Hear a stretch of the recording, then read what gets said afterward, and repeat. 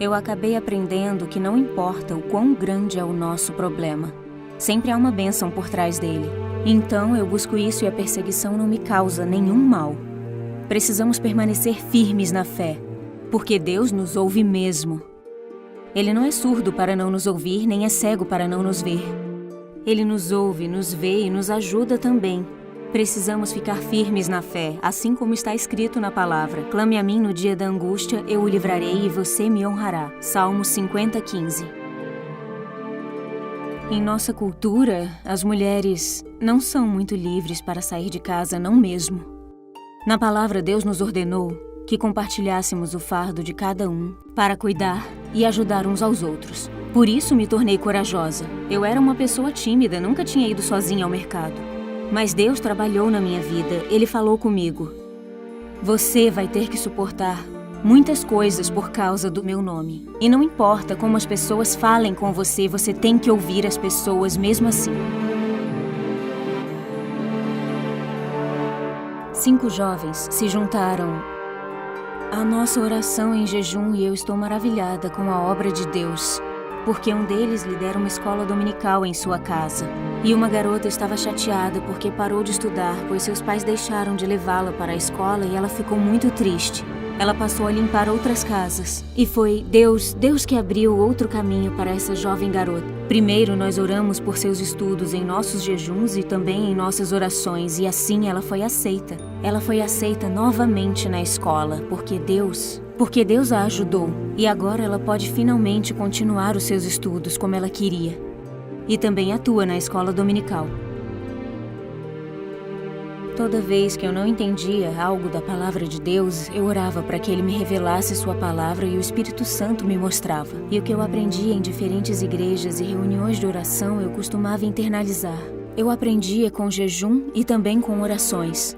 Uma vez um irmão me falou sobre Lucas, em 9:23, em que Jesus diz: se alguém quiser acompanhar-me, negue-se a si mesmo, tome diariamente a sua cruz e siga-me.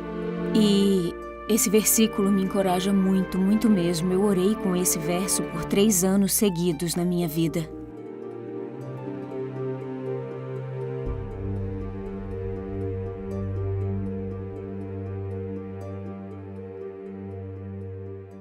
Bom dia, eu, minha esposa Celise, meus 2 filhos, nós servimos ao Senhor através dessa organização que se chama Portas Abertas há mais ou menos uns 12 anos, em caráter voluntário.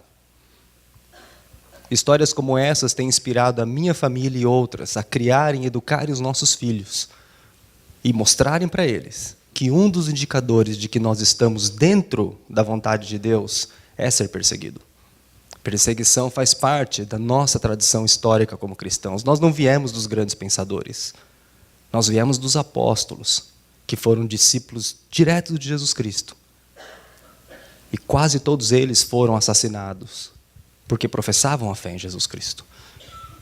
E é isso que faz essa organização, a Missão Portas Abertas. E hoje é um dia especial que nós chamamos o Dia da Igreja Perseguida. Cristãos no mundo inteiro. Claro que lá na Nova Zelândia, Austrália, já virou antes do dia. Eles já estão orando, igrejas cristãs estão se mobilizando para orar, este ano especificamente, pela Índia. E é um dia especial, onde nós conseguimos aqui no Brasil 9.000 igrejas, inclusive a nossa, participando do Dia da Igreja Perseguida. Sabe por que a gente queria 9.000 igrejas, mais ou menos? E já temos 9.000 igrejas? Porque se na média cada igreja no Brasil tem em torno de 100, 120 pessoas, então nós temos hoje 1 milhão de brasileiros e brasileiras, cristãos e cristãs, intercedendo por esse país em particular, que é a Índia. E por que esse ano nós falamos sobre a Índia? A Missão Portas Abertas começou com um cara muito doido, que a gente chama de Irmão André. Ele publicou um livro que se chama O Contrabandista de Deus, é um clássico. E ele começou contrabandeando Bíblias, porque antes era a União Soviética.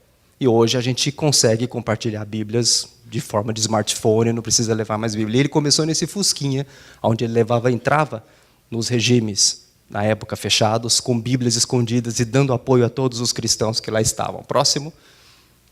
Todos os anos, nós, na Missão Portas Abertas, publicamos o Índice da Perseguição Mundial.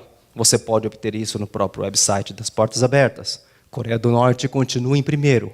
Mas este ano nós colocamos um foco especificamente na Índia, que é o 12º país com maior nível de perseguição. E por que na Índia? Próximo. Essa declaração foi feita pelo primeiro-ministro da Índia no ano passado, mais ou menos em meados de 2017. E esse chefe de Estado tem uma agenda, e a agenda dele é fazer com que a Índia seja de novo um país 100% hindu.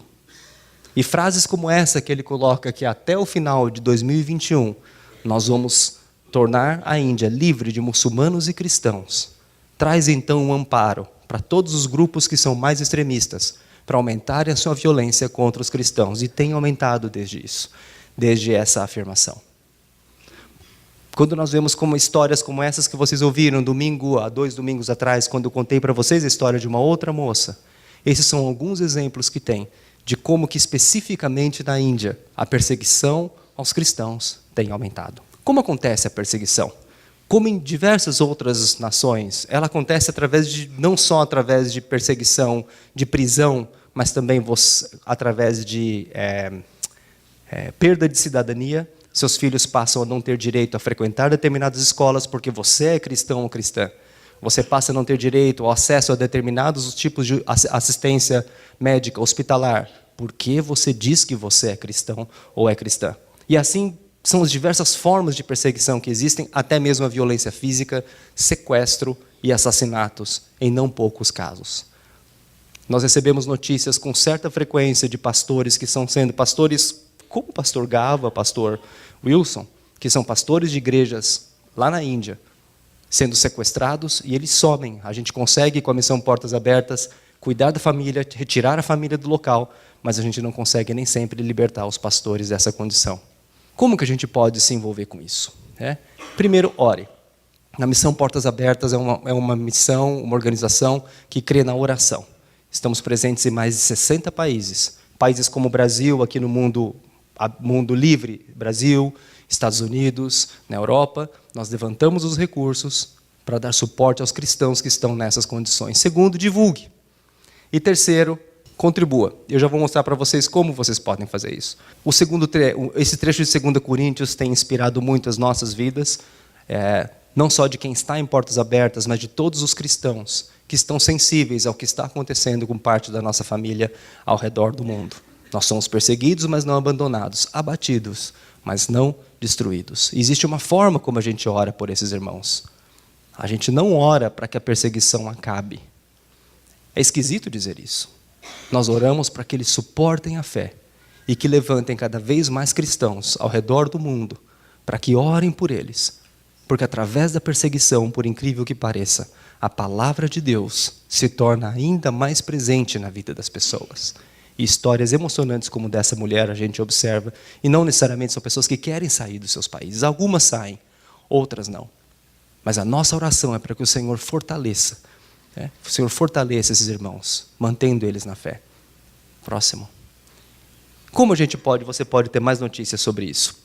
Você hoje aqui na igreja, você vai ter a Missão Portas Abertas. Nós publicamos esta revista. É uma revista muito bonita, muito bem feita, de muita qualidade. Você pode preencher lá fora, tem esse folheto, falando um pouco sobre Portas Abertas, e tem essa ficha. Você preenchendo essa ficha, nós vamos enviar uma revista para você, gratuitamente, e com essa revista, se você for edificado, eu tenho certeza que você será, você pode depois assinar essa revista, e todos os meses chega uma edição dessa na sua casa. Essa é a nossa penúltima edição, tem alguns poucos exemplares ali no fundo. Utilize essa revista, não é simplesmente uma revista, utilize como material para educar os seus filhos, para mostrar para eles o que significa ser cristão. Vocês sabem como é difícil, eu tenho filhos pequenos e por isso eu acabo falando assim. É difícil a gente manter as crianças, os jovens, adolescentes, no foco da fé. Hoje, todos nós, eles e nós também, somos distraídos com as mais diversas coisas. O consumismo, o materialismo, o individualismo, tudo é voltado para nós mesmos, para nos satisfazer, e vocês sabem muito bem do que eu estou falando. Mas através da história dos irmãos que sofrem perseguição, nós conseguimos mostrar uma outra perspectiva sobre a fé. Uma perspectiva talvez distante fisicamente, mas pelo fato de seguirmos o mesmo Jesus Cristo, tenho certeza que a sua família vai se reconectar rapidamente, né, com os irmãos e vai louvar a Deus e manter a sua vida de oração através disso.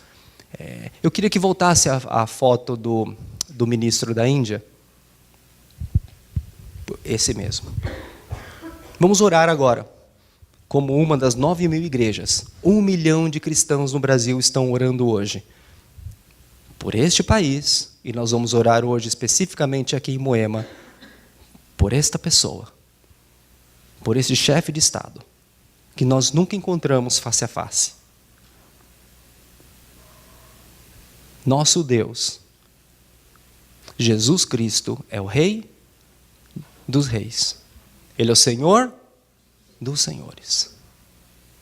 Ele é o ministro dos ministros. Ele é o presidente dos presidentes. Ninguém está acima de Deus. Todos vivem abaixo do seu poder. E a igreja perseguida nos ensinou algo em nossa família: a orar por aquilo que é impossível. Homens como esses, que dizem abertamente que nós vamos eliminar muçulmanos e cristãos, em particular, do seu país, nada mais são do que um dia o nosso apóstolo Paulo foi. O apóstolo Paulo foi um perseguidor de cristãos que se tornou perseguido e foi assassinado por decidir seguir a Jesus Cristo. Eu creio que homens como ele um dia podem encontrar com Jesus Cristo. E quando homens como esse encontram com Jesus, a gente encurta muito mais o caminho da evangelização do mundo, muito mais. Esta é a nossa oração. Eu queria que a gente se colocasse de pé. Nós vamos orar por esse homem, especificamente por ele. Você não conhece, você nunca o viu na sua frente, mas você não conhece e não viu muita coisa pela qual você ora também. Nós vamos rogar para o Rei dos Reis, o Senhor dos Senhores, que é o nosso Deus, Criador do Universo, o Criador que veio em formato de criatura, chamado Jesus Cristo, Filho de Deus, que nos deixou o seu Espírito Santo. Nós vamos clamar a este Deus Trino,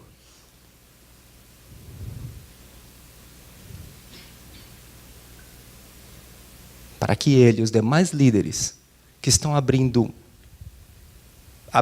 publicamente uma perseguição e opressão aos cristãos, que eles encontrem a única verdade, que é Jesus Cristo. Vamos todos orar, depois eu finalizo com uma oração.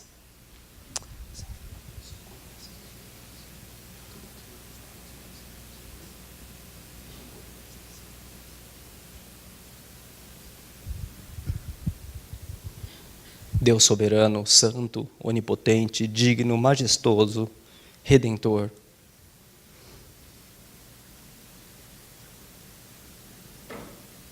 Quando a tua palavra diz que não há nada impossível para Deus, não é que não há nada impossível no aspecto das nossas necessidades, mas que nada é impossível, porque não existe uma só alma que não possa conhecer o Senhor. Deus, nós vivemos aqui no país, estamos lendo nos jornais afetados pela crise dos combustíveis, e isso afeta, de fato, operacionalmente as nossas agendas. Isso é um problema. É um problema porque pessoas podem deixar de ser atendidas nas suas mais diversas necessidades por causa disso. Reconhecemos isso. E é um problema que não é um problema simples, nem deve ser visto de forma simplista. É um problema bastante complexo e que envolve, sim, Senhor, a natureza humana no meio disso. Mas, ao mesmo tempo, Senhor, e paralelamente, sem esquecer das nossas dificuldades aqui, hoje é um dia que o Senhor permitiu, e damos glória a Ti. O Senhor levantou 9.000 igrejas aqui no Brasil para orarmos especificamente por um país que a maioria de nós nunca esteve. Para orarmos, Senhor, por irmãos e irmãs que a maioria de nós nunca viu e jamais verá. Jamais encontraremos esses irmãos aqui. Mas um dia, diante do Senhor, cantaremos juntos, Rei das Nações, quem não temerá, quem não glorificará o seu nome. Vamos olhar para o lado e encontrar esses nossos irmãos e irmãs que sofrem perseguição, especificamente na Índia. Oramos, Senhor. Oramos por esse líder, Narendra Modi. Um dia na história, Um homem, assassino de cristãos, encontrou com Jesus Cristo e o seu nome é Paulo. Perdoa-nos, Senhor, porque o Senhor pode agir de diversas formas, diversas, mas a que conhecemos, Senhor, é esta, de um perseguidor que se tornou um perseguido por Jesus. Oramos pela vida deste homem, pela sua família, pelos seus filhos. Oramos, Senhor, por toda a história de vida que ele tem. Ele é uma pessoa amada pelo Senhor. Ele é uma pessoa que merece a sua misericórdia, Senhor. E temos a certeza que o nosso Deus é um Deus que atravessa fronteiras e pode quebrar o mais endurecido dos corações. Nós, cristãos, não revidamos com violência, não revidamos com força. Nós dobramos os nossos joelhos e clamamos àquele que é o Rei dos Reis, o Senhor dos Senhores. Em nome do Senhor Jesus Cristo que nós oramos, e obrigado pelo privilégio que temos de podermos nos reunir aqui abertamente e declarar que o Senhor é grande, santo, justo, poderoso. Em teu nome que nós oramos. Amém.